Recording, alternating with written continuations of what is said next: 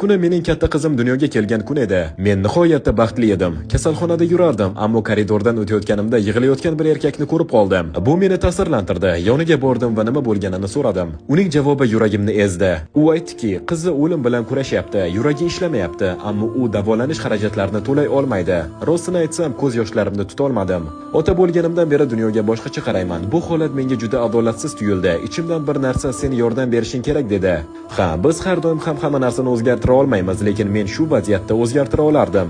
Bu bilan maqtanmoqchi emasman, faqat haqiqatni aytyapman. Men qizaloqning butun davolanish xarajatlarini to'lab berdim, otasining qarzlarini ham yopdim. O'sha kuni biz Yeva ismli 7 yoshli bir qizning hayotini saqlab qoldik. Yana bir ajablanarli narsa, o'sha kuni mening qizim ham dunyoga keldi. Bu tasodif emasdek tuyuldi. Shuning uchun biz ham unga Yeva deb ism qo'ydik. Bu voqea avval kasalxonaga, keyin butun dunyoga tarqaldi. Men har doim faqat yaxshi futbolchi emas, balki yaxshi inson bo'lishga ham harakat qilganman. Agar Ronaldoning qilgan ishi hurmatga sazovor deb hisoblasangiz, kommentariyada bitta u uchun qarsak emojisini qoldirib keting.